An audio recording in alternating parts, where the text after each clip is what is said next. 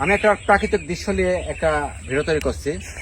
আসলে যে এই যে কৃষকেরা যে ফসলগুলা ফলায়, ন্যায্য মূল্যগুলা আসলে তারা পায় না। এই কৃষকেরা যদি না বাঁচে থাকে, আমাদের দেশ বাঁচবে না। কৃষকেরা যে এই ফসলগুলা ফলাইছে, ন্যায্য মূল্য তারা পায় না।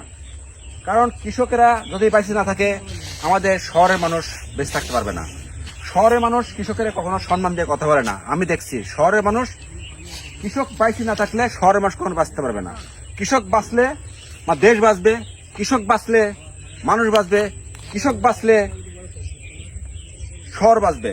কারণ কৃষকেরা যে ফসলগুলা ফলায়, সে কৃষকেরা ন্যায্য মূল্য তারা পায় না। কারণ যে পরিশ্রম কৃষকেরা করে, এই পরিশ্রমের মূল্যটা কৃষকেরা পায় না, সম্মানটুকু তারা পায় না। কারণ কৃষকেরা যদি একটা শহরে যায়, যদি শুনে কৃষক, তাদের সম্মান দিয়ে কথা বলে না। কারণ শহরের মানুষ কৃষকের সম্মান দেয় না। কৃষক বাঁচে না থাকলে শহরের মানুষ বাঁচতে পারবে না। কৃষক বাঁচবে, শহর বাঁচবে। কৃষক বাঁচবে, মানুষ বাঁচবে। কৃষক বাঁচবে, দেশ বাঁচবে। দেখ, এই কৃষকের সবাই সম্মান দিয়ে কথা বলবেন।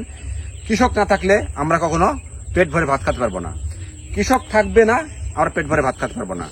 কারণ কৃষকেরা যা পরিশ্রম করে, কারণ পরিশ্রমের মূল্যটা সবাই কৃষকের সম্মান দিয়ে কথা বলবেন। কারণ কৃষকেরা না থাকলে দেশের কখনো সুখ শান্তি আসবে না।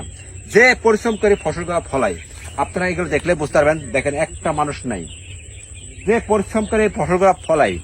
কারণ একটা মানুষ নাই। তাহলে আপনারা বুঝতে হবে এই কৃষকেরা কতটুকু পরিশ্রম করে। এই কৃষকেরা যদি সম্মান দিয়ে কথা না বলেন, কৃষকেরা যদি ভালো না বাসেন, কারণ আমাদের দেশেও কখনো ভালোবাসা, সম্মান আল্লাহ দেবে না। যাই হোক, কৃষকেরা সবাই সম্মান দিয়ে কথা বলবেন, কৃষকেরা সবাই ভালোবাসবেন। যাক, সবাই ভালো থাকবেন। আমি কিছু সামান্য বিষয়ে কথা বললাম।